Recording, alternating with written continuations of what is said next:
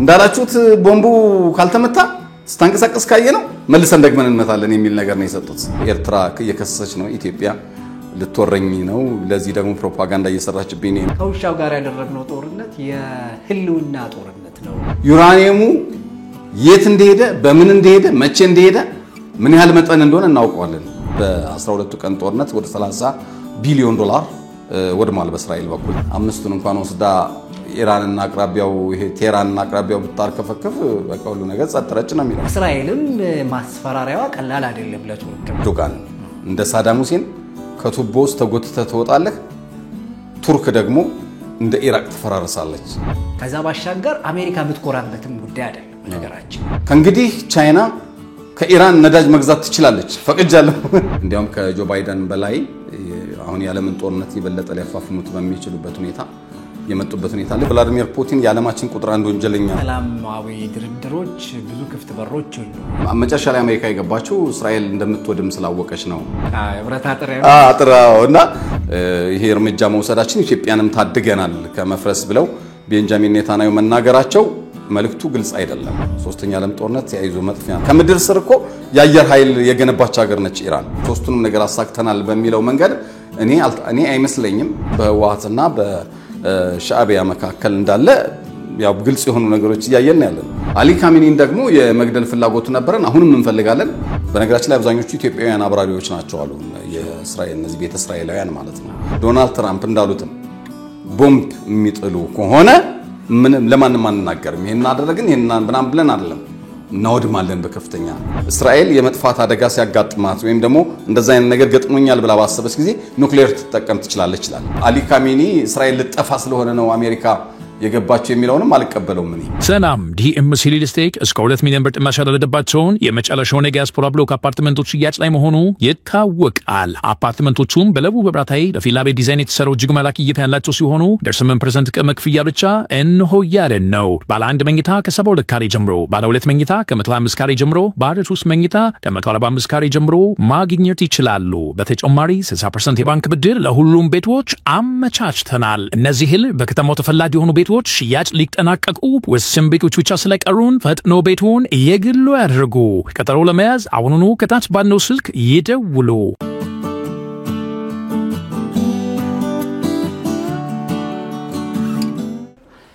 ሰላም ጤና ይስጥልን እንዴት አላችሁ የተወደዳችሁ ያለይታ ቤተሰቦች እንግዲህ ሰሞኑን የነበረው የኢራን አሜሪካ እንዲሁም እስራኤል ጦርነት ሰላማዊ ነገር ተፈጥሯል የሚሉ ሐሳቦች ነበሩ ግን እንደተባለው አንጻራዊ ሰላም ነው እንጂ የሰፈነው ሙሉ ለሙሉ ሰላም መጥቷል እንል በመንችልበት ደረጃ ላይ አይደለንም ያለነው ከዚህ ጋር ተያይዞ የተለያዩ ደግሞ ከድህረ ጦርነት የሚባሉ ወሬዎች ደግሞ እየወጡ ይገኛሉ እነዚህ ሐሳቦች በተለይም ቀጣይ ሁኔታዎቹ ምን ይመስላሉ የሚሉትን ነገሮች ትልልቅ ፍንጮች የሚሰጡ ናቸው ልንል በመንችልበት ደረጃ ነው ያለው ከዛ ጋር በተያያዘ በተለይ እስራኤል ኢትዮጵያን ከመጥፋት አድኛታለሁ ኢራን ላይ በወሰድኩት እርምጃ ብላለች ምን ማለት ነው ብለን እሱ ላይ እናወራለን ሌላው ደግሞ የኔቶ ስብሰባ ነበር ትራምፕ የኔቶ ስብሰባ ላይ ያወሩት ነገር ደግሞ ሌላ ችግር ፈጥሯል ይሄ ችግር ደግሞ ወደ ሩሲያ ሄዶ ሩሲያም እንግዲህ እንዲካላችሁኝ እኔም ምላችሁ ጉዳይ ይኖራል ብላ ሩሲያ የሚያለችው ነገር በተለይ የሶስተኛውን የዓለም ጦርነት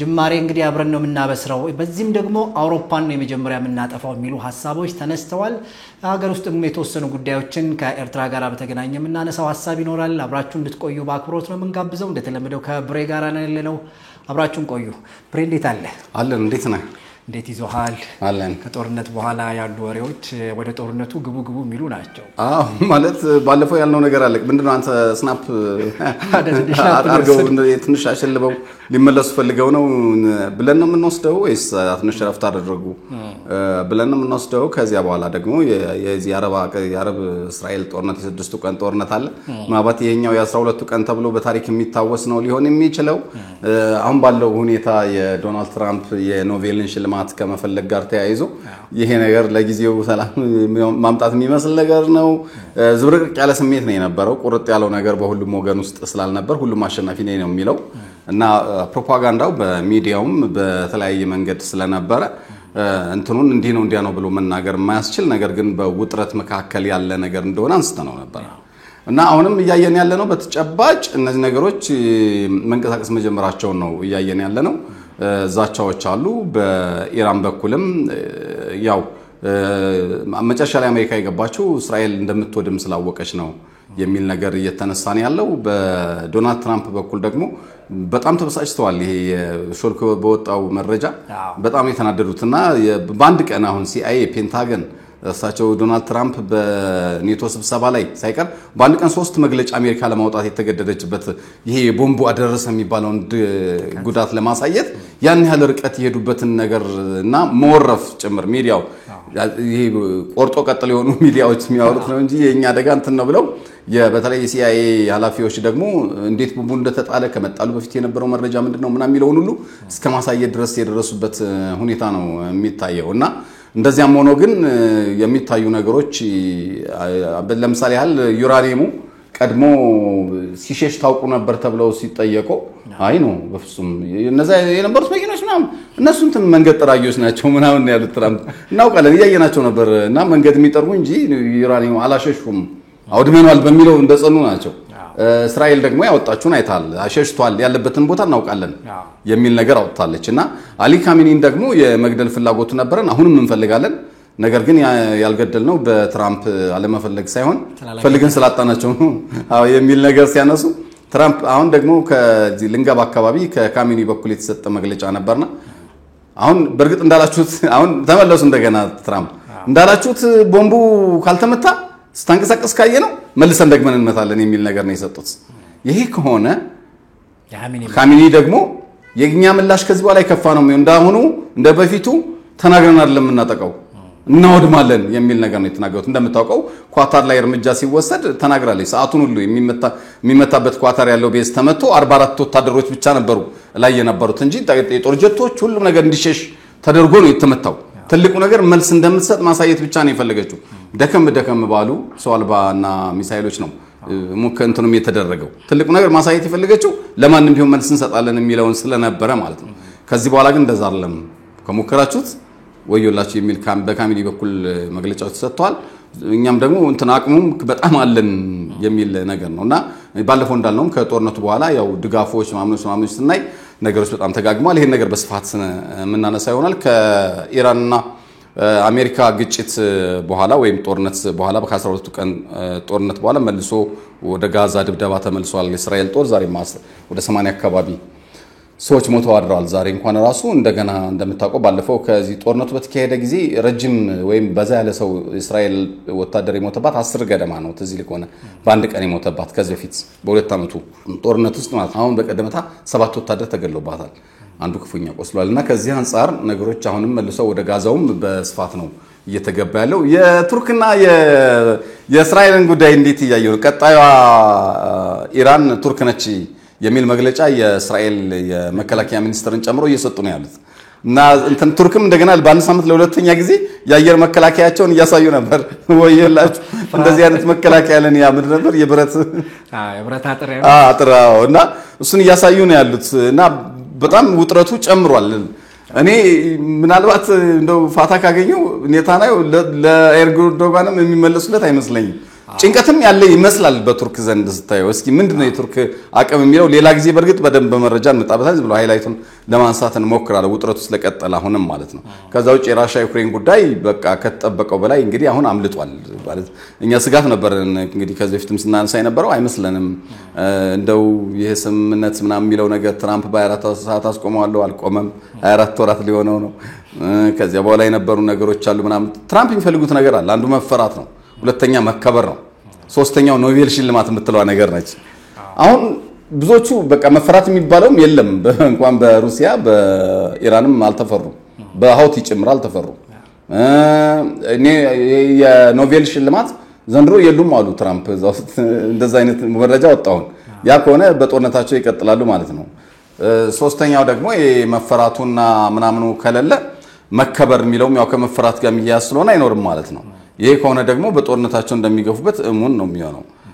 ስለዚህ የኔቶ አባላት 5% ለማዋጣት በመወሰናቸው በጣም ነው ማከብራችሁ።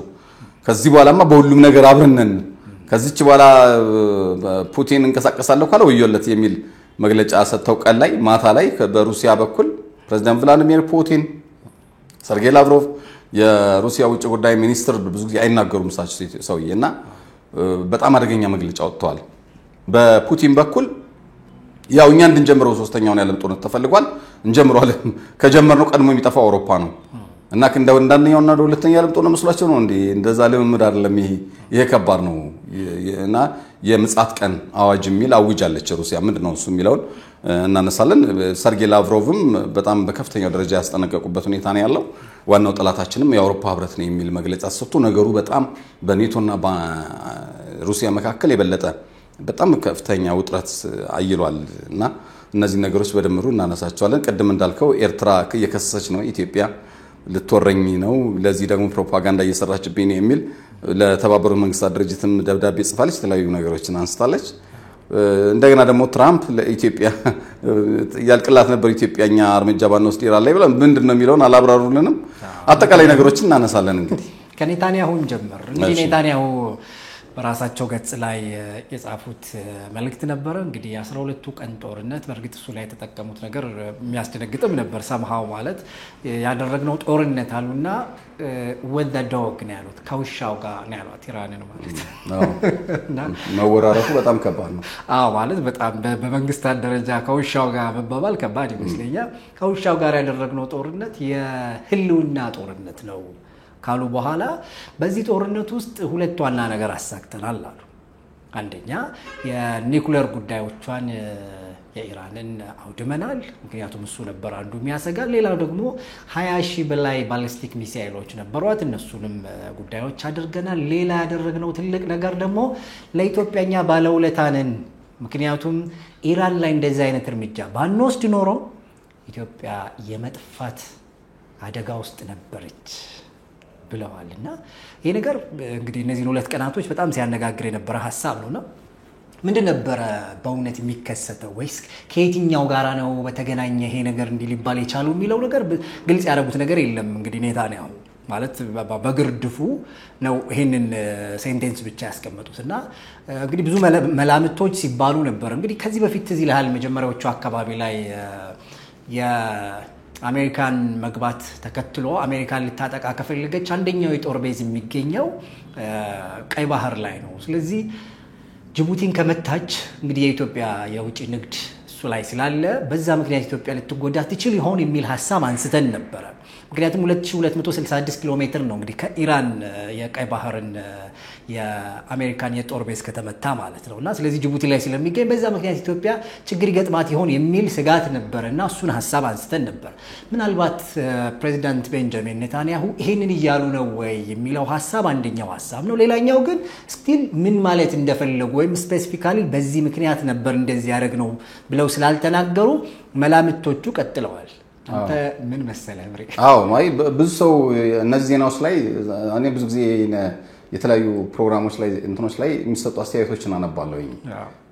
ማለት የሰው ግንዛቤ እንዴት ነው የተረዳው ይሄን ነገር የወሰደው የሚለው ነገር ማየታችን አይቀርም እና በሁሉም ሰው ተመሳሳይ ነገር ሰጥቷል። ምንድነው ማለት እያሉ ያሉት ቤንጃሚን ኔታንያሁ ማለት ኢትዮጵያ ያልቅላት ነበር በጣም ከፍተኛ መፍረስ ኢትዮጵያን ከመፍረስ ታድገናል ኢራን ላይ በወሰድነው እርምጃ ይላሉ።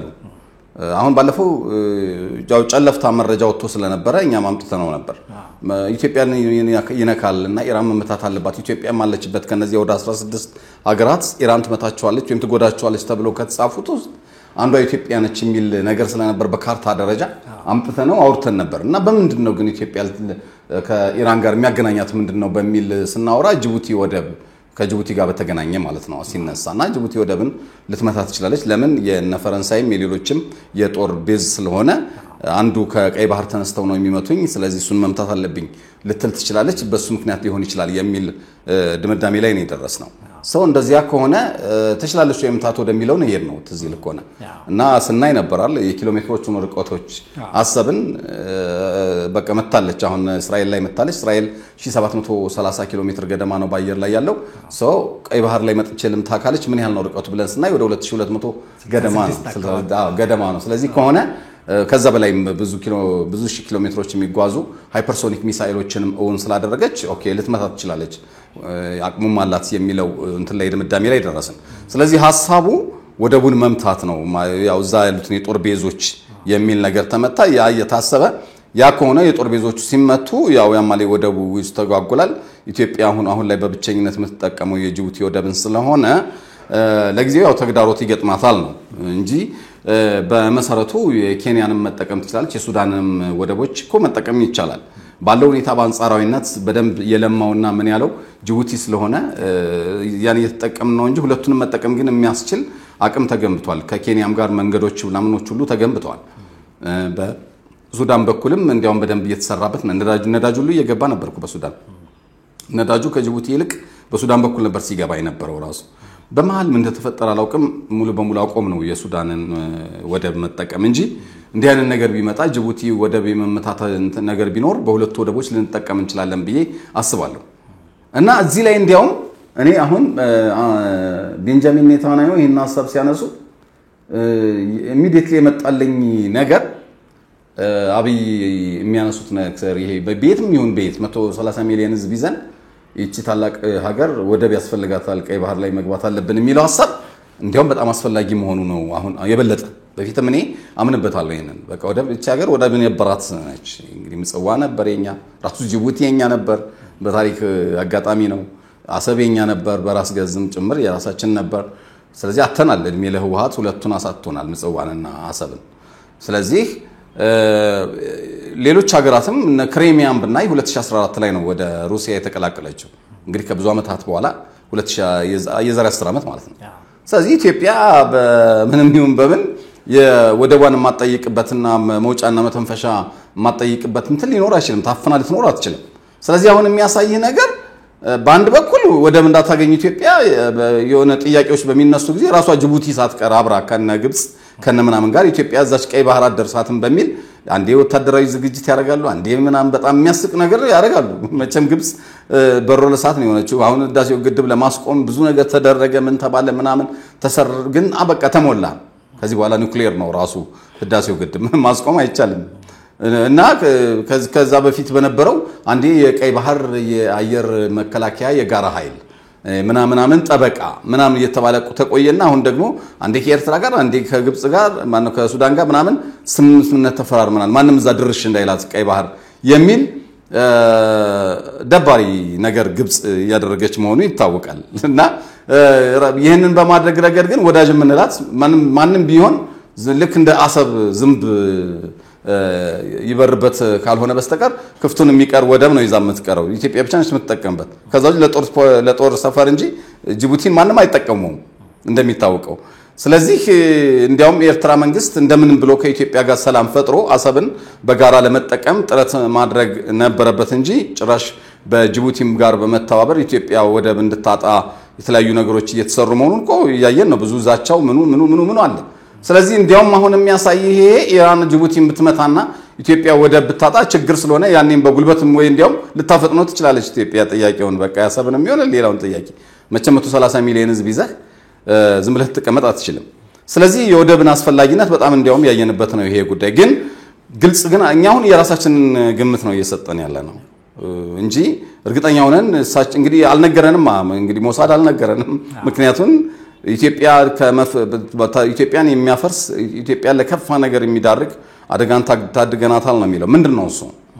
ሞሳድ አላብራራልንም። በጣም አጭርና ሴንቴንስ 2 ፓራግራፍ ነች። አይታት ከሆነ እሳቸው የገለጹበትና ኦኬ እንደዚያ ካሉ ሊሆን የሚችለው የሚያገናኘን የጅቡቲ ወደብ ስለሆነ ሜቢ እሱ ነው ብለን ነው እንግዲህ አሁን የሁሉ ነገር እያልን ያለ ነውና ከዛ ውጭ እንግዲህ እስራኤል የምታውቀው ነገር ኢራን እኛ ጋር የሚያጣላትና እኛ ላይ እርምጃ ልትወስድ የምትችልበት ምክንያት ምን እንደሆነ በግልጽ ካልነገሩን በቀር እስራኤል የወዳጅነት ስራም ሰርታልናለች፣ ኢራንም ጠላታችን ነች ብለን የሆነ ነገር ለማለት እንቸገራለን። ማለት ግልጽ አይደለም እንትኑ ሐሳቡ። ኢትዮጵያም ይሄ እርምጃ መውሰዳችን ኢትዮጵያንም ታድገናል ከመፍረስ ብለው ቤንጃሚን ኔታንያሁ መናገራቸው መልእክቱ ግልጽ አይደለም። ብዙ ኢትዮጵያዊ እንደዛ ነው የተረዳው። እኔ የምረዳው እንደዛ ነው። ምንም ግልጽ ነገር የለም። ምክንያቱም ከዛ በፊትም ስለዚህ ነገር የምናውቀው ነገር የለን። በተዋባሪ የሰማነው ነገር እንደዛ አድርገን ነው ባለፈውም የተነተነው። አሁንም ቤንጃሚን ኔታንያሁ መተው ያጠሩታል ብለን ስናስብ እሳቸውም ኢትዮጵያን አድነናል ብቻ ብለው አለፉ። ስለዚህ እስኪ እንግዲህ እኛም አይታየን እነሱ ጨረቃ ላይና ሳተላይት ለውረው የሚያዩት ነገር ካለ ወርታች ሲያዩ ምናምን ሌላ ጊዜ ይንገሩን። ለጊዜው ግን ማለት የምንፈልገው ቤንጃሚን ኔታንያሁን ያሉት ነገር አልገባንም ማለት ብቻ ነው ማለት የምንችለው። ሁለተኛው ነገር ሶስት ነገር ስለሆነ ያነሳልኝ ሁለተኛው ነገር የኑክሌር ስጋትን አስወግደናል የሚል ነገር አንስተዋል። በእርግጥ ተወግዷል ወይ? ምክንያቱም አሁን እየተባለ ያለው ነገር ለምሳሌ ወደ 67 የሚሆኑ መኪኖች አንዳንዶች ደግሞ 20-30 ነው ይላሉ። ቁጥሮች ያው እርግጠኛ ሆነ ስፔሲፊክ ሆነ መናገራት ያው ብዙዎች ይገምታሉ። አንዳንዶች የሳተላይት እንትን ይቆጥራሉ፣ አንዳንዶች የተለያየ ነገር እንትን ያደርጋሉ ወይ እነዛ መኪኖች ይሄን ያህል ጊዜ ቢመላለሱ ብለውም የሚተነትኑ አሉ ምናምን ነገር። ለማንኛውም እነዚህ ከባድ መኪኖች የዩራኒየሙን የበለጸገውን ዩራኒየም ከዛ አካባቢ ያወጡ ናቸው ከ5 እስከ 6 ቀን በፊት ብለው መረጃ የሚሰጡ አሉ። አሜሪካ ከመምታቷ በፊት በቦምቡ ማለት ነው። አሁን በአሜሪካ በኩል እየተባለ ያለው በፍጹም እነዛ መኪኖች የመግቢያና መውጫውን ሲጠርጉ የነበሩ ዝም ብሎ ተራ ሎቤድ ምናምን ናቸው እንደ ሲኖትራክ አይነት መሰል እንጂ ይሄ የምትሉትን ኑክሌር የሚያመላልሱ መኪኖችም አይደሉም። የዛ አይነቱ ለኮኑ ዩራኒየሙን የሚወስዱ መኪኖች ለየት ያሉ መኪኖች ናቸው መሆን ያለባቸው። ዝም ብለ እንደሆነ እንደ ዕቃ ጭን ምናምን ዝም ብለ ጭን የምትወስደው አይደለም። ለምሳሌ ያህል ብር የሚጭኑ መኪኖች አይተ ከሆነ የተለዩ ናቸው። ጥይት የማይበሳው ምናምን ነው። በተመሳሳይ ደግሞ ለምሳሌ አበባ ኤክስፖርት አበባ የሚጫንባቸው እንትኖች ውስጣቸው ፍሪጅ አላቸው እንትን አበባው እንዳይደርቅ ምናምን። ስጋ የሚጫንባቸው መኪኖች እንደዚሁ። ስለዚህ የኑክሌር አረርን የሚያክል ዩራኒየምን የሚያክል ነገር ደግሞ የሚጭነው መኪና እውነት ነው እንደዚህ አይነት ዝም ብሎ ኖርማል ጭነት መኪና ሊሆን አይችልም። ለየት ያሉ መሆን አለባቸው። እንደገና ከዛ በጭነት መኪና ከማመላለስ ይልቅ ወይ ደግሞ ለምሳሌ ሀዲድ ነገር ሰርተለት በባቡር ነገር ውስጥ ለውስጥም በምንም ልትወስደው ትችላለህ። እንደው ዝም ብሎ እንደ ሌማን ሰው እንኳን እኛ የምናስበው እንደዛ ነው የምንረዳው። ምክንያቱም ቀላል አይደለም የዩራኒየምን ዝም ብለህ እንደዚሁ የምታንቀሳቅሰው ነገር ነው ብዬ አላስብም እኔ። ያውም እየታየህ ምን ያክ እንዲህ እየታየ በጠራራ ፀሐይ ምናምን ይዘው ትሄድ አትችልም። ስለዚህ እዚህ ላይ ያለው የዶናልድ ትራምፕ አስተያየት ነው የምቀበለው ነው ማለት ይሄ እነዛ መኪኖች ናቸው እንትኑን ለማውሰድ የተጠቀሙባቸው ናቸው የሚለው በጣም ስህተት ነው። ዝም ብሎ ግን ለመጥረጊያ ነው እነዚህ እኔም እንደዛ አይነት ሐሳብ አንዳንድ ነገሮች የሚያመላልሱ ሊሆኑ ይችላል እንጂ ዩራኒየሙን በእነዛ መኪኖች ተወሰዱ ብዬ ለማለት እቸገራለሁ። ሲወጣ ግን የነበረው መረጃ እንደዚያ ነው። ይህንኑ ተከትሎ እስራኤል ምንድነው ያለችው? አይ እነዛ መኪኖችማ ዩራኒየሙን የሚወስዱ መኪኖች አልነበሩም። እነሱ ሌላ ነው ስራቸው። ዩራኒየሙ የት እንደሄደ በምን እንደሄደ መቼ እንደሄደ ምን ያህል መጠን እንደሆነ እናውቀዋለን። የትም እንዳለ እናውቃለን አሁን ነው ያሉት። አሁን እኮ ነው ከትናንት በስቲያ ነው ያሉት። ስለዚህ አለ ዩራኒየሙ አለ። ይህንን ያሉት የእስራኤል የደህንነት ኃላፊዎች ናቸው። ስለዚህ የእስራኤል የደህንነት ኃላፊዎች አሁንም ዩራኒየሙ አለ ብለው ካሰቡ በቃ መገጣጠም ብቻ ነው የሚቀራት ማለት ነው። በቃ ምክንያቱም የማብላላት ስራው ምናምን ብዙ ነገር እንትን ብሏል አለ እንትኑም እዛ የሚባለው ደረጃ ላይ ተብላልቶ ደርሷል። ስለዚህ ስጋቱ አለ ማለት ነው። ምንም በነገራችን ላይ እስራኤል እርግጠኛም ነች። አዎ እነሱ በጣም በዓለም ላይ እንግዲህ የኒኩሌር አላቸው ብለን የምንላቸው ሀገራቶች አሉ አይደል? የተወሰኑት በተለይ አውሮፓ አዎ እነዚህ 8-9 ተጠቃላይ እነሱ ማለት ነውና ግን የኢራን ከዚህ በፊትም እንዳልነው እንትን ነው ማለት 50-50 ነው አላትም የላትም ምን ያህል ነው ምናምን የሚለው ነገር ያው በዛጋቢ ነበር። አሁን ግን እርግጠኝነቱም እየመጣ ነው። አንደኛ ኢራንም የለኝም ምናምን አይነት ነገር አትልም። ከዛ ባሻገር እስራኤልም አይቼዋለሁ የት እንዳደረጉት ሁሉ አውቃለሁ ምናምን ነው ወደሚለው ተመጥቷል። አሁን ይሄም እኮ ትልቅ እድገት ነው በነገራችን ላይ ማለት ምን ያህል እንዳላት አይታወቅም። ለሰላም አላማ ብቻ ነው የምታውለው ምናምን የሚባሉትን ምንድነው ማስተባበያዎች አሁን አይደለም ወጥሚስ ምን ያህል ጉዳዩ ከፍ እንዳለም የሚያሳይ ነው። ፕላስ የእስራኤል ባለስልጣናትም ጭምር ጉዳዩን እናቀዋለን። የሞሳዱ ኃላፊ እንደሱ አይደል ያሉ? አዎ እንትን በነገራችን ላይ እንትን ሞሳድ መረጃው የለውም ብለህ ልትል አትችልም። በጣም ያልነው ነገር አለ። በጣም በቃ የሚገርም ብቃት ያለው ሁላችንም የምንደመምበት የሚደነቅ እና ለሀገራቸው የሀገራቸውን ደህንነት የሀገራቸውን ፖለቲካ የሀገራቸውን ዲፕሎማሲ ሁሉ የእስራኤልን ሆኖ የሚሰራው ሞሳድ ነው እንዳልነው። ሽምቤት ደግሞ የሀገር ውስጥም ነው የሚሰራው እና በጣም ይሰራሉ በዚህ ረገድ ስራዎችን በከፍተኛ ዕውቀት በከፍተኛ ቴክኖሎጂ በከፍተኛ ታማኝነት እና ብቃት ጭምር ገብተው ምንም ነገር ሳይሆኑ ሁሉ ይወጣሉ። በጣም ታደንቃቸው ናቸው እና መረጃው ይሄ ነገር አይኖራቸውም ብዬ አልልም። እንደተባለው ግን አሁን ለምሳሌ ባለፈው ሲባል የነበረው እስከ 100 ሜትር ነው ርቀት ላይ አለ ተብሎ ታስቦ የነበረው። ብዙዎች ደግሞ አይመስለንም ሲሉም ነበር። ከዛ ግን ይሄ ቦምብ ተጣለ። ምንም የተፈጠረ ነገር የለም ቪዲዮዎችም ይወጡ ነው ያን ያህል በደንብ የሚያሳይህ ነገር የለም ስለዚህ እንደተባለው ደግሞ በእስራኤል በኩልም አሁንም ወደ የት እንደሸሸ እናውቃለን የሸሸበትን ቦታ ሁሉ እናውቃለን የሚለው ነገር ካለ የኑክሌር ስጋትን አስወግደናል ማለት አይቻልም ብዬ ነው የማስበው ምክንያቱም የተመታው ነገር ትንሽ መሰረተ ልማት ነው ከመሬት በላይ ያለ እንጂ ከመሬት በታች ባለው ላይ የደረሰው ጉዳት ብዙ አይደለም የሚል ነገር ወጣም ያንን ደግሞ ከመሬት በታች ያለውንስ ማሳየት ስለማይቻል ለማሳየትም እንጂ በጣም አድርሰናል ጉዳት የሚል ነገር ይነገራል እንግዲህ እነዚህ ሁለተኛውም ነገር መጀመሪያው ኢትዮጵያን ታድገናል የሚል ነው አልገባንም ሁለተኛው የኑክሌር ስጋትን አስቁመናል ነው ይሄው እንደምናየው አልቆመም እንዲያውም በመናውቀው ደረጃ እዚህ ቦታ ነው እዛ ቦታ ነው የሚል ራሷ የእስራኤል የደህንነት ኃላፊዎች እየተናገሩ ነው ያሉት ሶስተኛው የረጅም ርቀት ሚሳኤሎችን የምታመርትበትን አቅም አጥፍተናል አውድመናል የሚል ነገር አለ እንግዲህ የድሮን ማምረቻዎች ማን በብዛት ተመተዋል የሚል ነገር አለ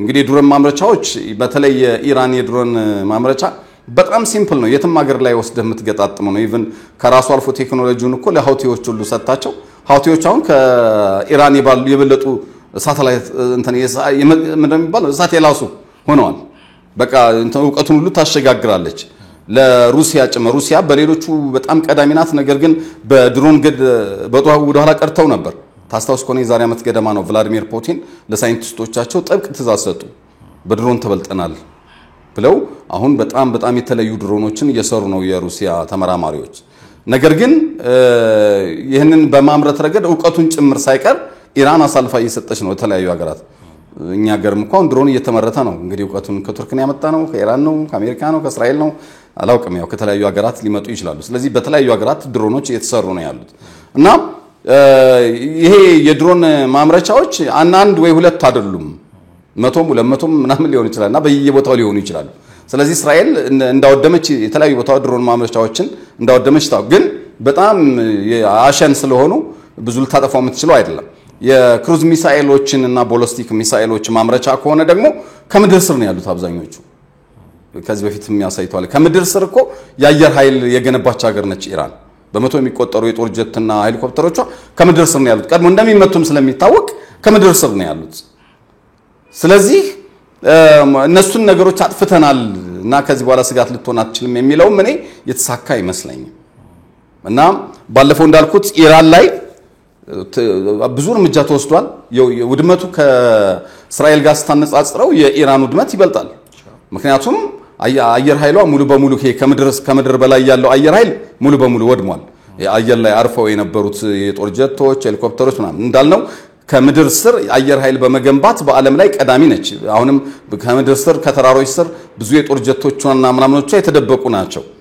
ያልተመቱ በራማም ማለት ነው በጥረት ያርገች ነው በራሷ የጦር ጀቶች ለመስራት ነገር ግን አብዛኞቹ የአሜሪካ ሰራሽ የሆኑ የቀድሞ የጦር ጀቶች ናቸው ኋላ ቀር ናቸው በነገራችን ላይ በዚህ በመካከለኛው ምስራቅ በጣም ጠንካራ ጦር ካላቸው ከእስራኤል ቀጥሎ ራሷ ኢራን ነች የምትነሳው እና ከኢራን ሞር በጣም ይሄ ቦሊስቲክ ሚሳኤሎችን እነዚህ ሃይፐርሶኒክ ሚሳኤሎች ላይ የባህር ኃይሏ በጣም ጠንካራ ከሚባሉት መካከል ነው የአየር ኃይሏ ግን በጣም ደካማ እንደሆነ ነው የሚናገረው ሌሎቹን ብናይ ያን ያህል የኤፍ16 በአሜሪካ የታጠቁ ናቸው እንጂ ጠንካራ የሚባል ብዙ የላቸውም አሁን ያየነው ነው በህንድና ፓኪስታን ጦርነት የነዚህ ሚራጅ የሚባሉት የፈረንሳይ የጦር ጀቶች የጦር አውሮፕላኖች በቻይና J20 J15 J30 አልሸጠችውም እስካሁን ቻይና ለማንም ኑክሌር ታጣቂ ነው ልክ ለኤፍ35 እሱን ለመተካት ወይም ለመዋጋት አየር ላይ ጭምር የተሰራ ነው እነዚህ J15 እና J20 ግን ሰጣቸዋለች ለፓኪስታን በጣም ድባቅ ነው የመታችበት የህንድን ጦር አየር ላይ ብዙዎቹን በአንድ ጊዜ ነው መታይታለችና አሁን በነገራችን ላይ ወደ ኋላ ላይ ያነሳዋለው እንጂ ኢራን ወደዛ ዙራለች ፊቷን የአየር ኃይሏን ለማድረግ የቻይናን ጀቶች በብዛት ለመግዛት እና የሩሲያ Su-35 የሚባሉት እነሱ ከአሜሪካ F-35 ጋር ተነጻጻሪ ስለሆኑ በተደጋጋሚ ጠይቃ እየጠበቀች ነው ያለችው እነሱን የጦር ጀቶች ምናልባት እንግዲህ ሁለቱ ሀገራት የተስማሙት የስትራቴጂክ ስምምነት ምን ይላል የሚለውን በደንብ ማየትና ወደፊት ሲገልጹት የምናየው ይሆናል እነዚህን ጀቶች የማግኘት አድቫንቴጅ ሊኖራት ይችላል ነገር ግን እስካሁን በነበረው የአሜሪካ የራሷ የጦር ጀቶች ስለነበሩ መቀያየራም አልነበራትም እና ብዙዎቹ ይሄን ያህል አሁን ካሉት የጦር ጀቶች ጋር የሚዋጉ ምናምንም አልነበሩም። ስለዚህ አየር ኃይሏም ያን ያህል አልነበረም። እሱም ደግሞ ከምድር በላይ ያለው ተመቷል በሙሉ በያለበት በያረፈበት ያለ ከልካይ የእስራኤል የጦር ጀቶች ይገቡ ስለነበር መተውታል። ራዳሮች በብዛት ተመተዋል። እንዲያው ሙሉ በሙሉ ማትከላከልበትና እንደፈለገች የራሷ አድርጋው ነበር የአየር ክልሉን እንደምናውቀው።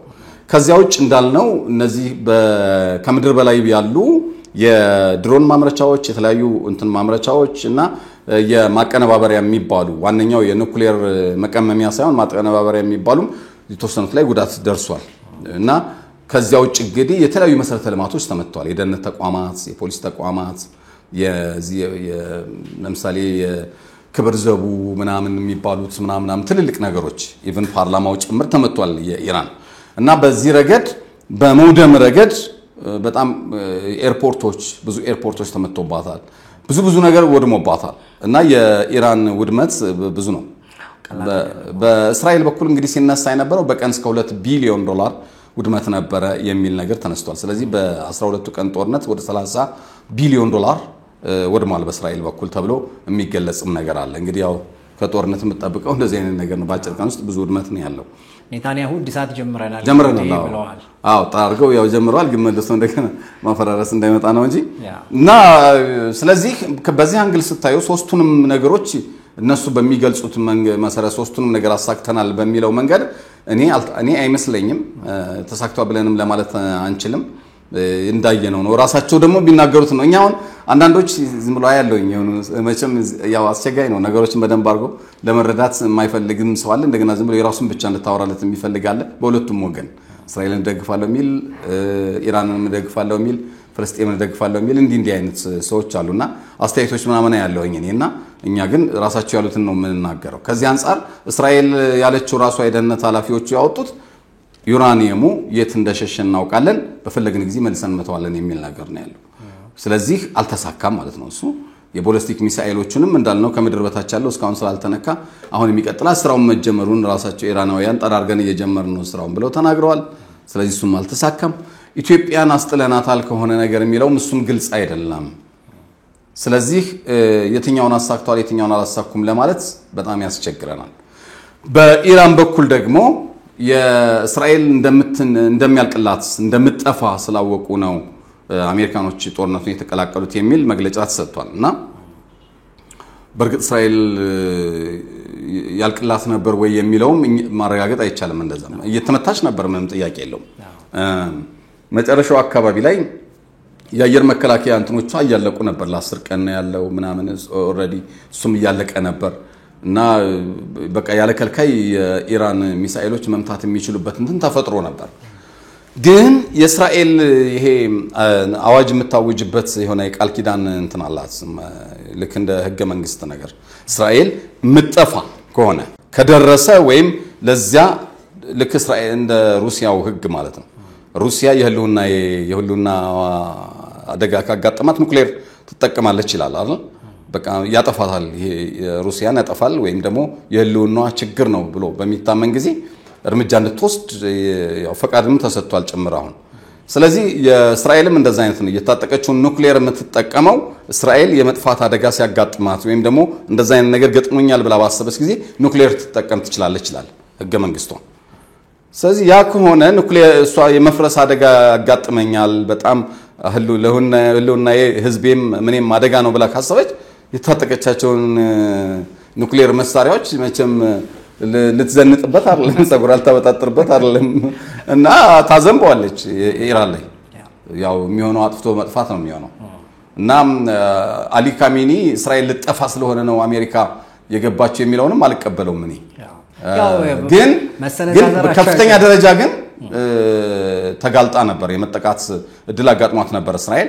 እና ያው ፕሮፓጋንዳ አንዱ ጦርነት ነው እና ከሁለቱም ወገን ልትጠብቅ የምትችለው እንደዚህ አይነት ምላሽ ነው የሚሆነው። እና ይህም ራሱ ብዙ ተቀባይነት እስራኤል ልጠፋ ስለሆነ ነው አሜሪካ የገባቸው የሚለው ብዙ ተቀባይነት የሚኖረው አይሆንም። ምክንያቱም ልጠፋለሁ ብላ ካሰበችና የእስራኤል ካቢኔ እንደዛ የሚወስን ከሆነ ያንን ህገ መንግስቱ ላይ ያለውን አንቀጻቸውን በመጠቀም እጃቸው ላይ ያለውን ኑክሌር መጠቀማቸው አይቀርም። እንግዲህ 200 ይባላል፣ 300 ይባላል፣ 400 አረር አለ ይባላል።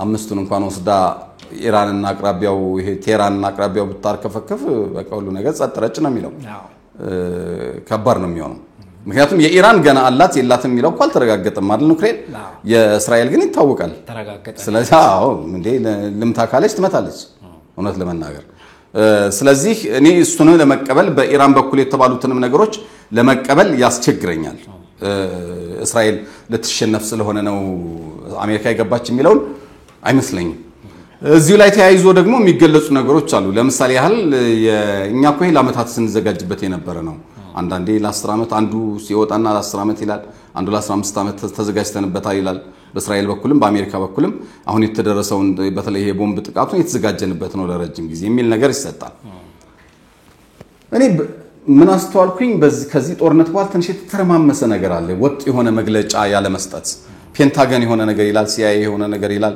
ትራምፕ እንዳሻቸው ናቸው ብዙ ነገር ይላሉ በእስራኤል በኩልም እንዲሁ ያልተናበበ ቶቶሎ መግለጫዎች ይወጣሉ ኔታና የሆነ ነገር ይሉና ከዛ የሞሳድ ኃላፊ የሆነ ነገር ይላሉ ምናምን እንዲህ አይነት ነገሮች ታያለህ እና ይሄ ያልተናበቡ ግራም ያጋቡ መግለጫዎች ከያቅጣጫው ሲወጡ ታያለህ ግን ያው ፕሮፓጋንዳ አንዱ የጦርነት መንገድ ስለሆነ በቃ ፕሮፓጋንዳ ነው ብለህ ተወስደዋለህ ስለዚህ እኔ እንደዛ ነው የምረዳው በኢራን በኩልም ኢራን የምትለው ነገር ሁሉ እሱም ልክ ነው ብሎ መውሰድ አይቻልም ከምናየው ተጨባጭ ነገር አንፃር በቃ ኢራን እስራኤል የከፋው የመጨረሻው ነገር ላይ ከደረሰች ኑክሌሯን ትጠቀማለች በቃ ራሷን ለመከላከል ስትል ኑክሌር መጠቀሙ አይቀርም ያኔ ኢራን ትጠፋለች ከባድ ነው የሚሆነው እንዴ ያኔ እንግዲህ ሩሲያ ትመጣላቶልች ወይ እጇ ላይ ኑክሌር ታጥቃለች ወይ ያን ተተኩሳለች ወይ እንግዲህ አላረጋግጥንም እኛ ኑክሌር ስለመኖር ለምሳሌ ያህል አሁን በፓኪስታንና በህንድ መካከል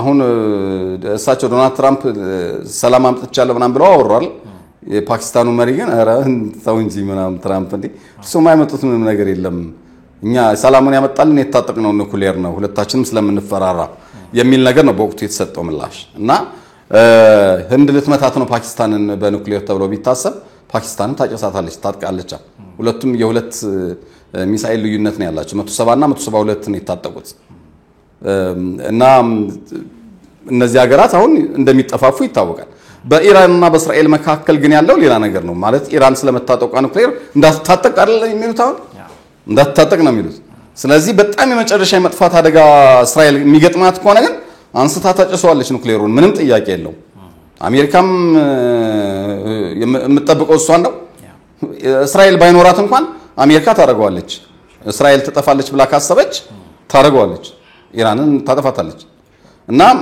እንትኑ ኃይሉም አይመጣጠንም ብዙ ነገሮች አሉ ግን እንደዚያም ሆኖ ኢራን ባለፈው እንዳልነው ነው በጣም በዚህ በክሩዝ ሚሳኤል ረገድ በፍጹም የአሜሪካም ሆኑ የእስራኤል ሆነ የአውሮፓ ሆነ የአየር መከላከያ ማይቋቋማቸውን አቅም እንዳላት ዓለም በፍጹም ያልጠበቃት ሀገር እንደሆነች አሳይታለች አቅሟን በከፍተኛ ደረጃ አሳይታለች ስለዚህ በዚህ መሃል ይሄን ኑክሌር መሳሪያ መታጠቅ የምትችል ከሆነ የበለጠ አደገኛ እንደምትሆን አሳይታለች ኢራን እና ሌላው ነገር ደግሞ ከዚህ የጦርነቱ ብዙ ነገር መፈረካከስ ብዙ ነገር ይፈጥራል ተብሎ ሲታሰብ ጭራሽ ኢራናውያን በከፍተኛ ደረጃ ለመሪያቸውም ለሀገራቸው እንትንም ድጋፍ እንዳላቸው ያሳዩበት ሁኔታ ነው ያለውና እሱ በራሱ በጣም የሚያስገርመው ነው አይተናል ስለዚህ ከዚህ አንፃር በእስራኤልም በኢራንም በኩል ይሄ እናሸንፋለን መግለጫ ማን አሸናፊ እንደሆነ ምንም የማይታወቅበት እና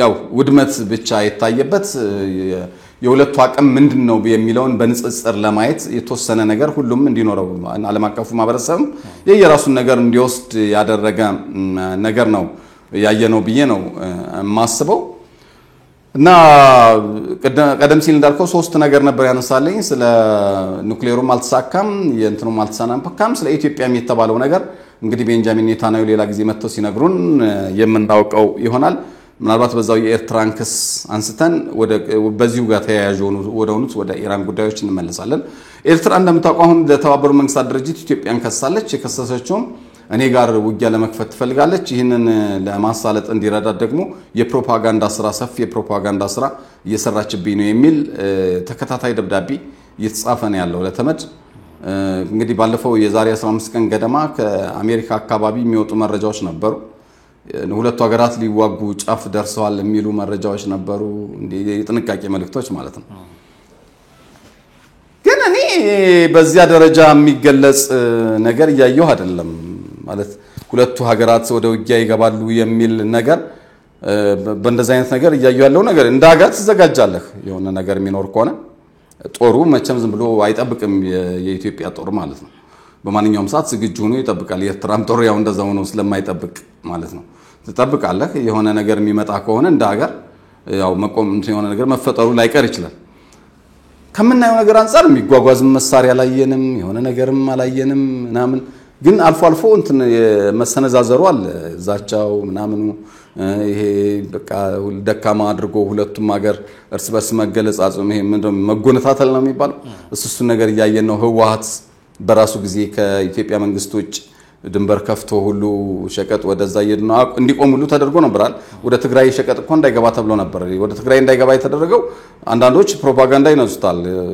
የመንግስት የትግራይን ህዝብ ሊበቀል ነው ምናምን ነው ያሉ የማይረባ ፕሮፓጋንዳ ለመስራት የሚሞክራሉ ነገር ግን እዛ ገብቶ እዛ አልቆመም ትግራይ ላይ አልቆመም ወደ ኤርትራ እየሄደ ነው በሚል ነበር እንትን ያለው ነገር ግን ከትግራይ አስተዳደር ጋር በመነጋገር ያ ከዚህ የሚሄደው ከኢትዮጵያ የሚሄደው እንትን ከትግራይ እንዳያልፍ የሚላል አይደለ ስምምነት ተፈርሞ ያው መልሶ እንዲከፋፈት ተደርጓል መንገዱ ነገር ግን አሁንም ባለው ሁኔታ ይሄ መደበኛ ያልሆነ ግንኙነት በህወሓትና በሻዕቢያ መካከል እንዳለ ያው ግልጽ የሆኑ ነገሮች እያየን ያለን ብዙ ቪዲዮዎች እየወጡ ነው ያሉት አንዳንድ ስማቸው ማንጠራቸው አክቲቪስቶችና ጋዜጠኞችም የነሱ የህወሓት ደጋፊዎች እዛ ያየናቸው ነው ያለነው ኢብን አስመራ ላይ እነሱ የጋራ ምናምን የሚባል ስብሰባ ተካሂዷል ምናምን ስለዚህ ይሄ ባለበት ኢትዮጵያም ዝም ብላ ቁጭ ብላ አጇን አጣጥፋ መቼም ልትቀመጥ አትችልም እዛ በኩል የሆነ ነገር አለ ተብሎ ከታሰበ እዚህም ትዘጋጃለህ ስለዚህ እንደዛ አይነት ነገር አለ ዝም ብሎ እንዲሁ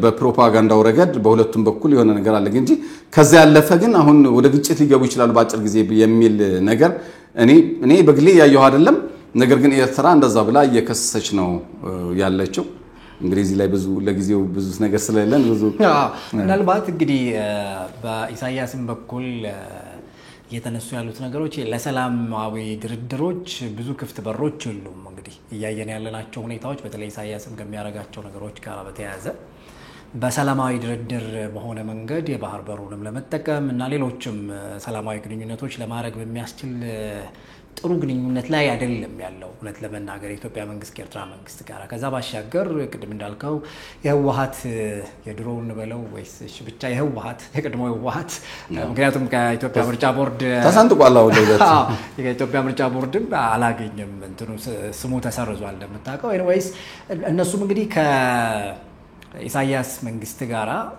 እንግዲህ በጣም ጥሩ ፍቅር ውስጥ እንዳሉ እየታየ ነው እንግዲህ የፌደራል መንግስት ሳይፈቅድ እንደነዚህ አይነት ነገሮች ማድረግ እንግዲህ የሚያመጣቸውን ኮንሲኩዌንሶች somehow ልናስብ እንደምንችል ማለት ያ ብቻ ሳይሆን ከዚህ ልክ ሆነን ደብረጽዮን ሲያነሱት የነበረው ክስ የሚዘገነን እኮ ነው ይሄን ያህል 100,000 ሰዎች ተደፍረዋል ከዚህ ውስጥ 70% የደፈሩት የሻዕቢያ ወታደሮች ናቸው ከዚያ ዋጫ ምናምን ሌላ ብለው ያስቀመጧቸው ፐርሰንቶች አሉ ወደ 70% በላይ ይወስ እንደዛ ያደረጉን የሚሉት የሻዕቢያን ወይም ደግሞ የኤርትራን የጦር ሰራዊት ነው ኢቭን ዝርፊያ ማንካሹን ካሳይቀር ዘርፈውን ሄደዋል ሲሏቸው ነበር ብዙ ነገር ሲሏቸው ነበር አይደል እና አሁን ዞረህ ከዚህ ኃይል ጋር አብረውነህ ደግሞ ሌላ ኃይልን አጠፋለሁ ብለ መነሳት በራሱ በጣም ግራም ያጋባ ነው እንግዲህ የፖለቲካ ጉዳይ ከባድ ነው ኤኒዌይስ ግን እንደነዚህ አይነት ደግሞ እንትኖች አሉና somehow ስጋቶች አሉ አሁንም ቢሆን ያልተቀረፉ ስጋቶች እንዳሉ ናቸው እንግዲህ በፌደራል መንግስትና በህወሓት መካከልም እየተደረጉ ያሉ ንግግሮች እንዳሉ አልፎ የሚወጡ መረጃዎች አሉ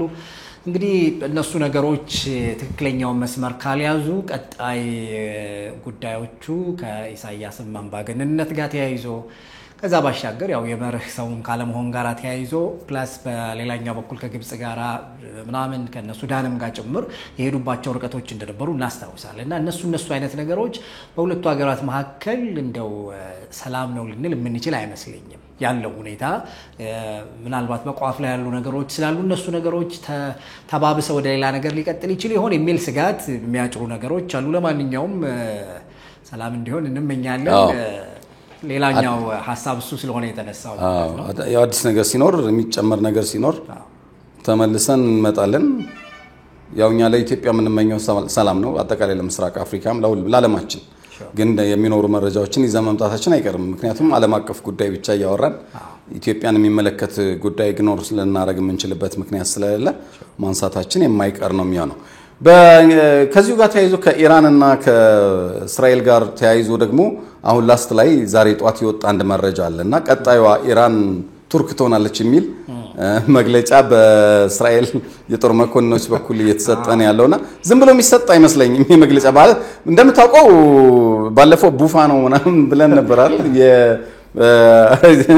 የእንትናን የራሲብ ጣይብ ኤርዶዋንን ጉዳይ በቃ ዘራፍ ማለት ይወዳል ሰውየው እና በሊባኖስ ገባለው ጦሬን ኢራቅም ገብቻለሁ ሊቢያም ገብቻለሁ ሶሪያም ገብቻለሁ በፈረሱ መንግስታት ማለት ሶሪያ የፈረሰ ነው ኢራቅ ፈርሳለች ሊቢያም ፈርሳለች እንጂ ባይፈርሱም ኖሮ እነዚህ ሶስቱ ሀገራት በጣም ጠንካራ ነበሩ ዝም ብሎ ሊደፍራ አይችልም ነበር አሁን ነው በነገራችን ላይ የቱርክ የጦር አሁን በተለይ ከድሮን ጋር ተያይዞ ነው ቴክኖሎጂም ድሮንና የጦር ጀቶች ላይ ነው በብዛት የቱርክ ጦር የሚታወቀው እንጂ እኔ አሁን እስራኤልን በሚያስፈራራ መልኩ ቱርክን ላያት አልችልም ማለት አሁን ኢራን ራሱ የተሳካላት እኮ እነዚህ ቦሊስቲክ ሚሳኤሎች ክሩዝ ሚሳኤሎቿ በጣም ጠንካሮች ናቸው እና አይረንዶምም እነዚህ አይረንቢም ሌሎች ነታድን ጨምሮ ሁሉንም የአየር መከላከያ ስርዓት የሚያልፉ በጣም ሃይፐርሶኒክ ሚሳኤሎችን ማምረት ይችላልች ኢራን እና አንዱ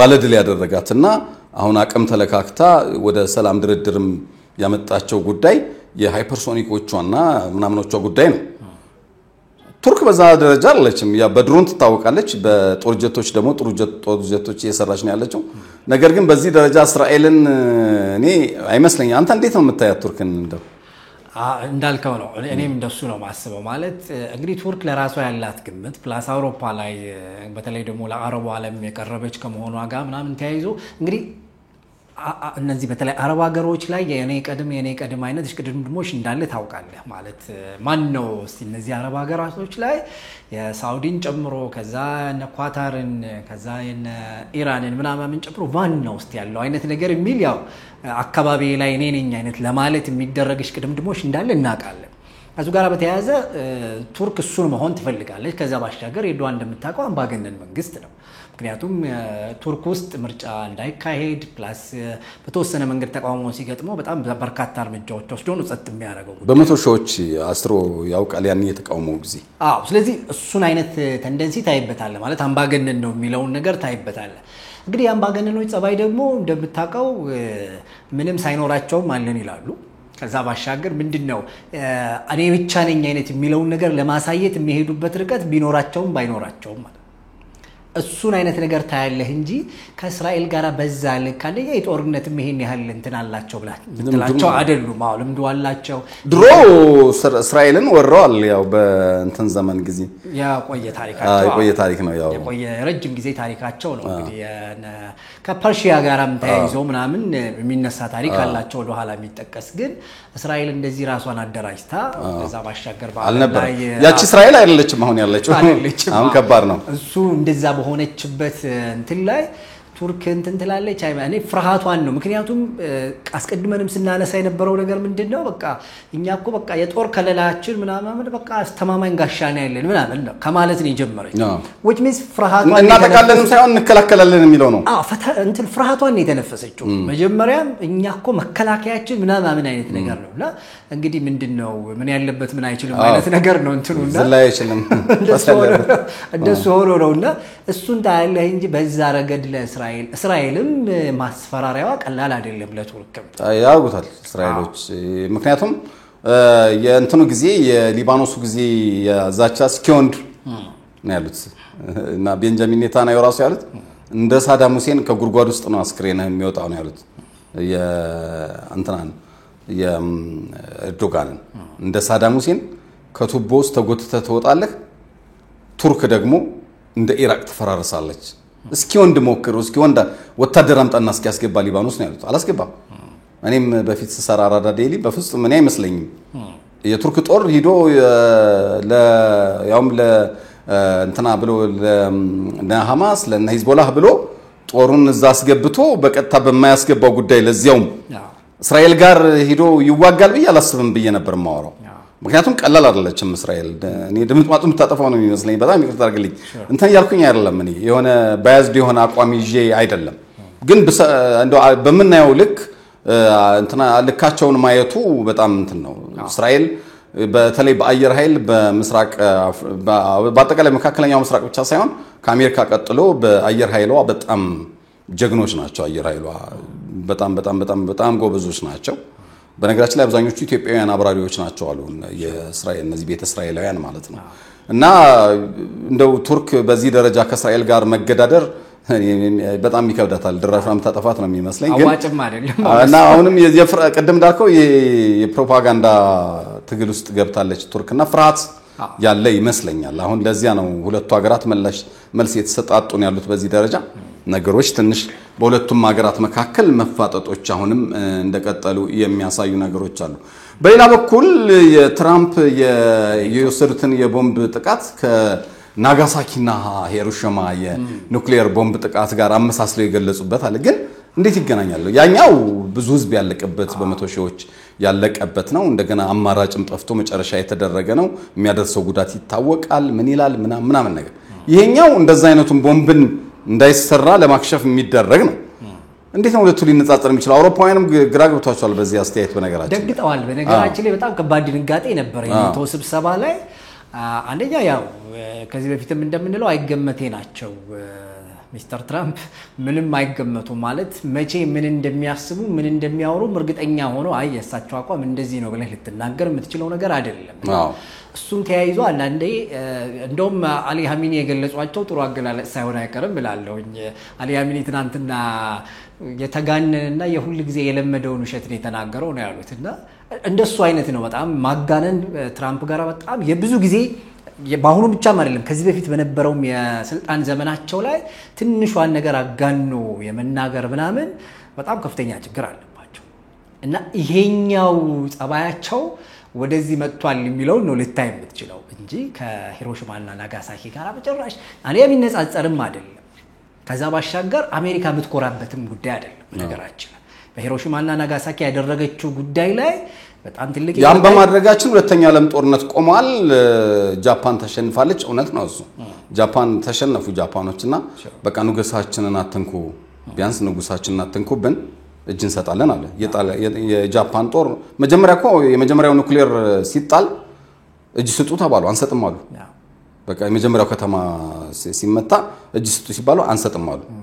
ሁለተኛው ተመታ ከዛ ሶስተኛው አውሮፕላን እየተነሳ ያለ እኮ ነው እጅ ሰጡ ግን ንጉሳችንን አትንኩ ብለው ተስማምተው እጅ ሰጡ ጃፓን ተሸነፈች የሁለተኛ ዓለም ጦርነት በመቋጨት ረገድ በዚህ በኩል ደግሞ የሩሲያ ጦር ቀዩ ጦር የሚባለው በርሊን ገብቶ ሂትለርን ገሎ ጦርነቱ በሁለቱም በኩል በተቀናጁት ኃይሎች ተደመደመ ማለት ነው ለዚያ ላይ ይሰራል ለዚያ ልክ ነው ለዚህኛው ግን በደዛ አይነት ደረጃ አይደለም ያለነውና አይገናኝምና አውሮፓውያን የደነገጡበት ሁኔታ ነው ያለው ነው የተባለው እዛው ኔቶ ስብሰባ ላይ ይሄን ተከትሎ ነው እንግዲህ አሊ ሀሚኒ እንደዚህ ማካሰባችሁ ምንም አትጠራጠሩ ከዚህ በኋላ እንደባለፈው ተናግረን አይደለም ምን መታው ኳታርን እንግዲህ ኳታር ላይ ያለው የጦር ቤዝ ሲመታ የአሜሪካ ተናግረዋል ኳታርም አንዲት ሰው ስብርባሪ አልተነካባትም አሽሽታለች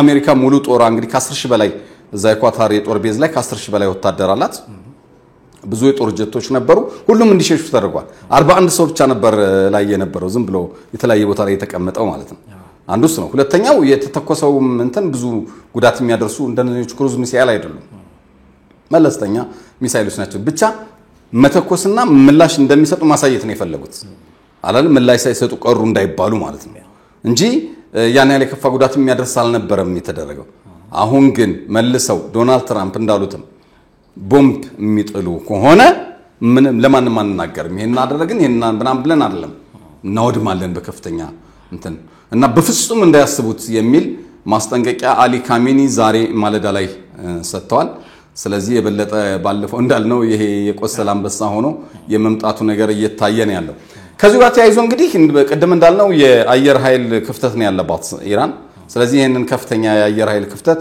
ከቻይና የቻይናን J20 J15 ጀለሳ እንግዲህ ተሸጠዋለች አሸጠው ማላውቅም እነዚህን በጣም የዘመኑ የጦር ጀቶች ለመግዛት ኦሬዲ ተነጋግረዋል እሱን እያደረገች ነው ያለችና አሁን ምንድነው ያላት ክፍተት የአየር ኃይሏ ነው እንግዲህ አየር ኃይሏ ከምድር በላይ የሚቀመጥ ከሆነ አሁን ለመመታት ይጋለጣል ነገር ግን ከምድር በታች ባለው ታስቀምጧለች ግን ተነስቶ የሚዋጋበትና ምን የሚልበትን አንዱ ክፍተቷ የራዳር ሲስተማን በደንብ ማዘመንና የአየር ኃይሏን ነው እሱ ላይ ገና ካሁኑ በፍጥነት እየሰራች ነው ከቻይና ጋር የሚሉ መረጃዎች የወጡበት ሁኔታ ነው ያሉት እዚሁ ጋር ተያይዞ እንግዲህ ታስታውስ ከሆነ እንትና ዶናልድ ትራምፕ ከእንግዲህ ቻይና ከኢራን ነዳጅ መግዛት ትችላለች ፈቅጃለሁ እኔ በጣም ነው የሚያስቀኝ በጣም ይወዳሉ እንደዚህ አይነት ነገር እና ሲጀመር ፈቀዷል መቼ ተከልክላ ቻይና ማን ይከለክላታል እስከዛሬም ተገዛለች እኮ ከኢራን ተዘግቷል እኮ ዓለም መስኮትና በሩን ዘግቷል በኢራን ላይ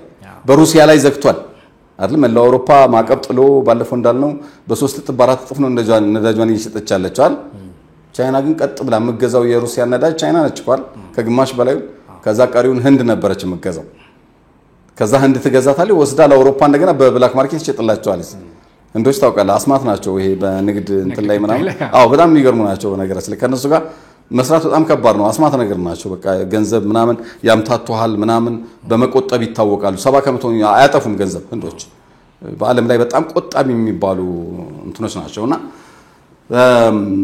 እሱን በተመለከተ ምንም በፍጹም ሊያቆሟቸው አልቻሉም እንደበፊቱ አንዱን ፈርቶ አንዱ እንትን የሚልበት ዘመን ያከተመ ስለሆነ ማለት ነው ከዚያ ግን እሳቸው ምን አሉ ከዚህ በኋላ ኢራን ልክሳቸው እንዳስቆሙት አድርገው እና በጣም የሚገርመኝ ለራሳቸው ያላቸው ግምትና ከዚህ በኋላ መግዛት ትችላለች ቻይና ከኢራን ነዳጅ ከዚያ በዚያው ዛን ተርሰው በእንግዲህ አደራ የኛንም ነዳጅ እንደምገዥን ተስፋለን የሚል መልእክት አስተላለፉና አየህ ይሄ የንግድ ጦርነቱንም ቻይና እንደምታሸንፍና ዓለም አሁን በብዙ ነገሯ እየተለወጠችም ለመሆኑ ማሳያ የነ ቻይናን ፓወር የታየበት ነው ምክንያቱም የኛንም ነዳጅ በዛው እንድትገዢ በዚህ አጋጣሚ እንደምትገዢ ተስፋ እናደርጋለን የሚል ነገር ተናግረው የነበረበት ሁኔታ ነው ያለው እንግዲህ እንተከትሎ የመጡ አንዳንድ ነገሮች አሉ የዓለም ነዳጅ በተወሰነ ፐርሰንት የቀነሰበት የተረጋጋበት ነገር አለ እንደምታውቀው ይሄ የጦርነቱ በሚመጣ ጊዜ የዓለም የአቪዬሽን እንትን አደጋ ላይ ወድቆ ነበር እንቅስቃሴ በአጠቃላይ አውሮፕላኖች አቁመው ነበር ወደ መካከለኛው ምስራቅ አሁን ተረጋግተዋል ኢቭን በእስራኤልና በኢራንም ብዙ ኤርፖርቶች እየተከፈቱ ነው ያሉት እነሱም የሀገር ውስጥ በረራዎችንም የጀመሩበት ሁኔታና በአጠቃላይ ዓለም አቀፍ የትራንስፖርት አገልግሎትም ጥሩ ነገር መተንፈስ የጀመረበትን ሁኔታ ያየንበት ሁኔታ ነው ያሉት እንግዲህ ከዚህ ጋር ተያይዞ የሚነሱ ነገሮች አንዱ ነገር ምንድነው ከዚህ በኋላ ግን የኢራን መሳሪያ የማምረትን ፍላጎት የተለያየ ነገርም ኢቭን በአስተዳደር ረገድ ከስካሁንም በላይ አምባገነን ሆኖ ያቺ የምትታሰበው እስላማዊት ሀገርን ይዞ በመቀጠል ረገድ የበለጠ አምባገነን ይሆናል ተብሎ እየታሰበ ያለበት ሁኔታ አለ ከጦርነቱ በኋላ እንግዲህ በዚህ መሃል ትናንት አንድ ድሮን ወድቃ ጉዳት ተደረሰ አይታታል ቃጠሎ ምናምን ነበረ ቴህራን ውስጥ የኢራን ዋና ከተማና እቺ ድሮን ከየት መጣች የማናት ምንድነው የሚለው እስካሁን ምንም አልተባለም ከሰዓታት በፊት ነው የወደቀችው እና ምንድነው የሚለው ነገር እንትን እያደረገ ነው ያለው እንግዲህ አንድ ነገር ብንነካ መልሰን እጥፍ ድርብ በቀል እንወስዳለን የሚለው የኢራን ዛቻ ያለ በመሆኑ ምንድናት እቺ ድሮን የሚለው ነገርም አሁንም እያነጋገረ የቀጠለበት ሁኔታ አለ እና ዶናልድ ትራምፕ እንግዲህ በማያገባቸው ነው የሚገቡት ቤንጃሚን ኔታንያሁ እንግዲህ ከዚህ በፊት ከምርጫ ጋር ተያይዞ ሚዲያዎችን በጉቦ ደልለዋል ተብለው ክስ ነበረባቸውና የክስ ካልተቋረጠ ብለው ትዕዛዝ እንደመስጠት ብለዋልና መቋረጥ አለበት መከሰስ የለበትም እንደዚህ አይነት ነገር የቆየ ነው የአመታት ክስ ነው ይሄ ጦርነቱ ሲጋጋም እንዲቆይ ተደረገ ክሱ ያው መሪው የሚከሰሱ ከሆነ ይቆማል ብዙ ነገርና በዚያ ምክንያት እንዲቆይ ተደርጓል እንጂ እስራኤል ታውቃለች በእንደዚህ አይነት ነገር ሙስና ሰርታል ተብሎ ከታሰበ እስር ቤት ነው መከተው ወስዳ ከዚህ በፊት ጠቅላይ ሚኒስትሯን ከሳ እስር ቤት ፈርዳባቸው እስር ቤት ነው ያሉት እና በጣም ጥብቅ ነው የሆነ መረጃ ምናምን ከተገኘ ከምርጫ ጋር ተያይዞ ማጭበርበር ጉቦ መቀበል ምናምን ካለ ቆይቶም ቢሆን መከሰስ አይቀርም ከመታት በኋላ ወርደህ ምናምን እንደዛ አይነት ነገር አለና ይሄ እንዳይደረግ ብለው እሳቸው እንትን ያወጡ ጊዜ አሁን አንድ የእስራኤል መከላከያ ሚኒስትር ውስጥ ያሉ ባለስልጣን አይ ሰውዬ ምንድነው ዝም ስንለው እንትን እየገፋ ድንበር እየገፋ መጥቶ በእስራኤል ጉዳይ ላይ ራሱ በውስጥ ጉዳዩ አይገብቶ የወሳኝ ሆኖ ራሱን ያመጣ ነውና ይሄ ልክ አይደለም የሚል ተቃውሞ ያሰሙበት ሁኔታ ነው ያለው። እንግዲህ በዚህ በመካከለኛው ምስራቅ በአጠቃላይ እነዚህ ናቸው ያሉት። ወደ ሩሲያና ዩክሬን መሄድ እንችላለን። እንግዲህ ሩሲያና ዩክሬን ቀጥለዋል፣ አጧጡፈውታል። ጦርነቱ እንዳለ ነው። በተለይ ከትራምፕ ንግግር በኋላ ይሄ የምጽአቱ ቀን የተባለውን የሶስተኛ ዓለም ጦርነትን ማለት ነው ቴክኒካሊ እሱን እንግዲህ ለማንሳት እነሱ ናቸው የጀመሩት አይነት ነገር ነው እንግዲህ በሩሲያ በኩል እየተባለ ያለው። ምክትላቸውም ፑቲንም ጭምር እያነሱት ያለው የውጭ ጉዳይ ሚኒስትሩንም ጨምሮ ማለት ነውና እነዚህ ነገሮች እንግዲህ ወዴት እየሄዱ ነው የሚለውን ነገር በተለይ ሩሲያ ከዩክሬን ጋር በገባችው ጦርነት እንግዲህ እስካሁን ሊያስቆሟት እንዳልቻሉ አይተናል። ማለት ሩሲያ የምትፈልገውን ሁሉ እያደረገች ነው ያለችው። ይሁን እንጂ ያው እስካሁንም ድረስ በዛ በኩል ድጋፋቸው እንዳለ ነው። አሜሪካም የተፈራረመችው ነገር አለ ማለት የተፈጥሮ ሀብቶቿን ለመውሰድ ከዛም በኋላ በምላሹ ደግሞ እነሱ ድጋፍ ለማድረግ ማለት ነው። ግን በእነሱ ሁሉ ሁኔታ ውስጥ ለዩክሬን የተረፋት ነገር መፈራረስ ብቻ ነው።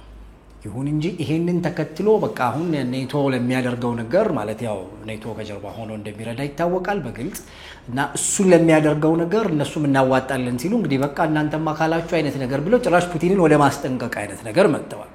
ፑቲን በብስጭትም በምንም ጭምር ሀሳባቸውን ገልጧልና የሶስተኛው ዓለም ጦርነት የሚባለውን ነገር ከጀመርን ምን ጀምሮ ደግሞ በአውሮፓ ነው የሚለው ደግሞ በጣም ራሱ የቻለ በጣም ሌላ መዘዝ ደግሞ ነው ያመጣውና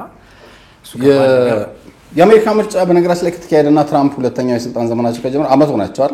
አምና ጥር አካባቢ ነው አይደል?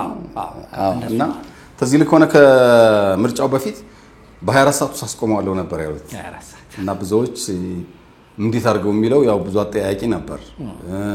ቭላዲሚር ፑቲንም 24 ሰዓት የሚባል ነገር የለም ማለት የሆነ ነገር የሚቆም ከሆነ ራሱ ንግግሮች አሉት። 24 ሰዓት የሚባል ነገር የለም ግን ያው በድርድር በመናምን እኛ የምናነሳቸው ነገሮች ከተመለሱ ችግር የለብንም ግን አይመስለኝም ሲሉ ነበር። እንግዲህ ከዚያ በኋላ የተለያዩ ነገሮች መጡ። እሳቸውም የተለያዩ እንትኖችን አድርጉ፣ ለማስፈራራት ሞከሩ። ሩሲያ የምትቀበል ከሆነ ተቀበል ስድብ ሁሉ ነበር። በነገራችን ላይ ፑቲን እናንተን ሀገርህን በጦርነት የከተትክነ አሁንም ዓለምን ለጦርነት እንትን ያልክነ ሁሉም አሉ። የተለያየ ነገር ሞከሩ፣ እየተወራረፉ ነበር ወይ ለማስፈራራት ወይም ለማባበልም ጭምር። በኋላ ደግሞ ጀግና ነው እና ናፖሊዮን ፈረንሳዮችን እና ጀርመንን ሂትለርን ያሸነፈ ነው የሩሲያ ጦር አትችሉትም ምናምን የሚል ነገር መጣ። ብዙ ነገር ተባለ ብቻ እና አውሮፓውያንም አኮረፉ። ያው ዶናልድ ትራምፕ እኛን ትተውናል እና በአሜሪካ መተማመን ማቆም አለብን በሚል የአሜሪካ ተከላካይ ኃይል የሚል ጦር ለማቋቋም ተስማሙ። እስከ 900 ቢሊዮን ብር ከባንክ ከአውሮፓ ባንክና ከራሳቸውም ጭምር እንዲወጣ ተወስኖ ያን ጦር እያቋቋሙ ነው ያሉት። የኔቶ መሰል አሜሪካ የሌለችበት ማለት ነው።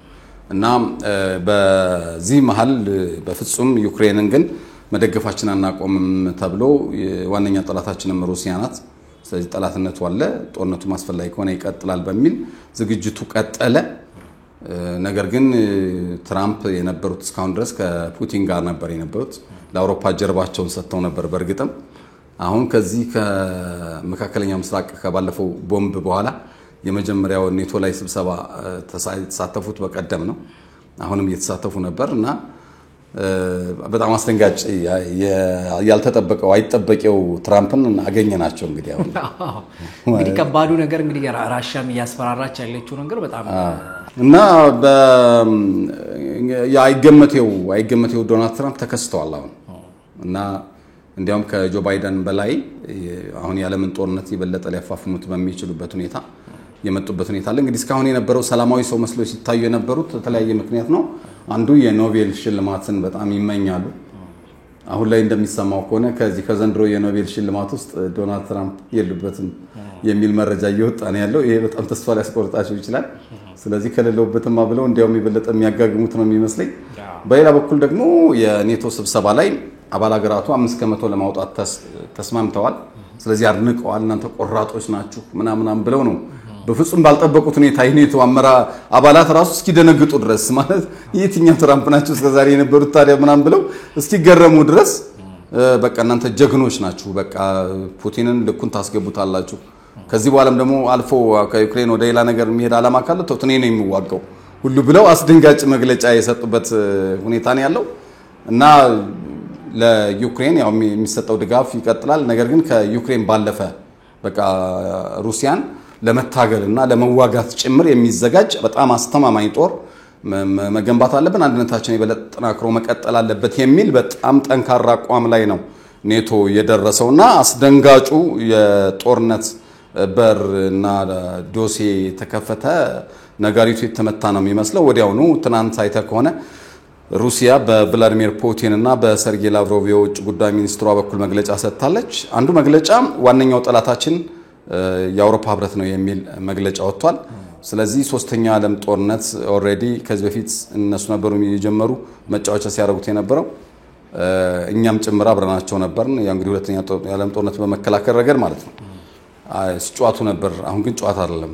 ሶስተኛው ዓለም ጦርነት ያይዞ መጥፊያ ነውና እኛ ዋናው ጠላታችን የአውሮፓ ህብረት ነው፣ ጦርነቱን የምንጀምረው ከአውሮፓ ነው የሚል አስደንጋጭ መግለጫ የወጣበት ሁኔታ ነው ያለው። በሌላ በኩል በቭላዲሚር ፑቲን በኩል ደግሞ የዚህ የምጽአት ቀን አዋጅ የሚለውን አውጃለች ሩሲያ እና የምጽአት ቀን አዋጅ ማለት ሶስተኛ ዓለም ጦርነት ነው እና እሱን ማወጅ ማለት በቃ ለሁሉ ነገር ዝግጁ ነን፣ አውጀናል፣ ገብተናል ወደዚያ እና የሚለው መዛዛት ቀጥሏል። በትራምፕ በኩልም ምር ያለ ነገር መናገር ተጀምሯል በፑቲን ላይ። ስለዚህ ነገሮች የኢራንና የእስራኤል ብቻ ሳይሆን የዩክሬንና የሩሲያ ጉዳይም ፈንድቶ አሁን ይሄ የሰላም ሐሳብ የሚባለው ነገር በሙሉ አክትሞለት ራሳቸው ዶናልድ ትራምፕ አንዱ ተሰላፊ ሆነው በጣም አስፈሪ ሆኖ የሚቀጥልበት ሁኔታ ነው እየታየ ያለውና በጣም አስጊ ነው ያለው ነገር። ዓለማችን በጣም ከባድ ውጣሬ ላይ ነው ያለችው። ምክንያቱም አሁን እኔ ማየው እነዚህ ነገሮች እንደተጠመዱ ቦምቦች ታይም ቦምብ የምንለው አይደል? በጊዜ ነው የተጠመደው። ስለዚህ እሱ መቁጠር ጀምሯል። አሁን መቼ ነው የሚፈነዳው ነው እርግጠኛ ማን ነው እንጂ ከጊዜ ወደ ጊዜ እነዚህ ዛቻዎች ከዛ ባሻገር እያንዳንዱ ራሱንም ለማስከበር ከዛ ባሻገር ያለውንም አቅም ለማሳየት የሚያደርጋቸው ጥረቶች ዓለማችን ከዕለት ዕለት ሰላሟ እየደፈረሰ በጣም የጦርነት ቀጠና የምንላቸው የተወሰኑ አካባቢዎች ሳይሆን የዓለም የሚባል የጦርነት ጉሰማዎች እየሰማን ያለን። ወደ ሰላም የሚያመጣቸውን ነገር አታይም። እንዲያውም የአውሮፓ ህብረት ቭላዲሚር ፑቲን የዓለማችን ቁጥር አንድ ወንጀለኛ ነው የሚል እናቀርበዋለን ፍርድ ላይ ምናምን የሚል መግለጫ ሁሉ እየሰጡ ነው ያሉትና ይሄ ነገር የበለጠ በጣም ያበሳጫቸዋል የሩሲያ ባለስልጣናትንና በሩሲያና ዩክሬን መካከል ያለውም ነገር ሁሉ ነገር አክትሞ ወደ ለየለት ውጊያ የተዘጋጁበት የምጽአት ቀን አዋጅ በሩሲያ በኩል የታወጀበት ኑክሌር የሚሉ ድምጾች በጣም በተደጋግሞ እየተሰሙ ነው ያሉት እና ነገሮች በጣም አስፈሪ ሆነዋል። እንደምታውቀው እንግዲህ እነዚህ ሁሉ ነገሮች የሸረሸረው ምንድነው ብለህ እንድታስብ ያደርጋል። ማለት አትሊስት ህግ ነበረ፣ ሁላችንም ሊዳኙን የሚችሉ ትልልቅ ተቋማት ነበሩ እና አሁን ተቋማቱ ላይ ትረስት ማጣት አይደል? ምንም መተማመኛ የለም። which means ራስህ ያወጣውን ህግ ማታከብር ከሆነ ሌላውም እንዲያከብር ማድረግ አትችልም ነው እንግዲህ አይደል? አንደኛው መሰረታዊ ፕሪንሲፕል እሱ ነው። ስለዚህ ተቋማቱን እንግዲህ ከማንቋሸሽ ለአሜሪካው ፕሬዚዳንት በጣም ቀላል ነገር ነው። የደብሊውኤችኦን በለው የተባበሩት መንግስታትን በላቸው ምን እነሱ እኮ ምናምን እያሉ ሲወርፏቸው እንደነበር ታውቃለህና አሁን እንደነዚህ አይነት ትልልቅ የሚባሉ ተቋማት ዓለምን በሰላም ምክንያቱም እነዛኛዎቹ የዓለም ጦርነቶች በኋላ somehow ዓለም እንድትረጋጋ ያደረጋቸው እነዚህ ዓለም አቀፋዊ ተቋማት ነበሩ አይደል? በህግ በደንብ ምናምን አንድ ሀገር የሆነ ነገር ሲያደርግ ልክ አይደለህም ምናምን የሚለው ማውገዝ ምናምን ነበረ። አሁን ግን ከሱ ይልቅ ሁሉም ጉልበቴን ላሳይ ምናምን ምክንያቱም ህግ በሌለበት ዓለም የሚገዛው ጉልበት ነው። ስለዚህ አሁን ጉልበት የሚባለው ነገር ነው ትልቅ ነገር ያለው። በቃ ምንድነው ያለ ካልሆነ የከሌለ የለህም አይነት ነገር በቃ በሱ ሆኗል እንትን የሚሉት የሚወዳደሩት እኔም አቅም አለኝ ነገር ሆነና አሁን እንግዲህ አቅም አለኝ የሚሉት በዚህ አይነት መንገድ ከሄዱ ለሌሎቹ ሀገራት ትልቅ ስጋት ነው። ወይ ከአንዱ ጋር መሰለፍ አለባቸው አለበለዚያ ግን እንደነዚህ አይነት ነገሮች በኋላ ላይ ነገ የኛም የማይሆኑባቸው ምክንያቱም መሃል ሰፋሪ የሚባል ነገር ስለማይኖር ማለት እና ይሄ ደግሞ የበለጠ የዓለምን ጉዳይ ወዳልተፈለገ ነገርና በቃ የዓለም እልቂት ወደሚባል ጉዳይ ሊያመጣው ይችላል የሚለውን መላምት የበለጠ እንድታምኑ ያደርጋል። እና እንግዲህ ሰላም ይሁን ሰላም ያድርግልን ነው ልንልሰኘው እንገናኛለን። ተመልካቾቻችን አብራችሁን ስለነበራችሁ ከልብ እናመሰግናለን። እንግዲህ እስራኤል ኢራን ራሻ እያልን የሀገራችንን ጉዳይ ኢትዮጵያና ኤርትራን ጉዳይንም ጨምሮ ያነሳንበት የዛሬ መሰናዷችን ይሄንን ነበር የሚመስለው። በቀጣይ እንግዲህ አዳዲስ ነገሮችን በዜና ወጃዎቻችን ከዛ ባሻገርም ደግሞ በእንዲሁ በትንታኔዎቻችን የምንመለስ ይሆናል። ሐሳብ አስተያየታችሁን ስጡን። ሰላም ዲኤምሲ ሪል ስቴት እስከ 2 ሚሊዮን ብር ጥማሽ ያደረገባቸውን የመጨረሻውን የዲያስፖራ ብሎክ አፓርትመንቶች ሽያጭ ላይ መሆኑ ይታወቃል። አፓርትመንቶቹም በለቡ በብራታይ ለፊላ ቤት ዲዛይን የተሰሩ እጅግ መላክ እይታ ያላቸው ሲሆኑ 8% ቅድመ ክፍያ ብቻ እንሆ ያለን ነው። ባለ 1 መኝታ ከ72 ካሬ ጀምሮ፣ ባለ 2 መኝታ ከ125 ካሬ ጀምሮ፣ ባለ 3 መኝታ ከ145 ካሬ ጀምሮ ማግኘት ይችላሉ። በተጨማሪ 60% የባንክ ብድር ለሁሉም ቤቶች አመቻችተናል። እነዚህን በከተማው ተፈላጊ የሆኑ ቤቶች ሽያጭ ሊጠናቀቁ ቤቶች ብቻ ስለቀሩን ፈጥኖ ቤቱን የግሉ ያድርጉ። ቀጠሮ ለመያዝ አሁኑኑ ከታች ባለው ስልክ ይደውሉ።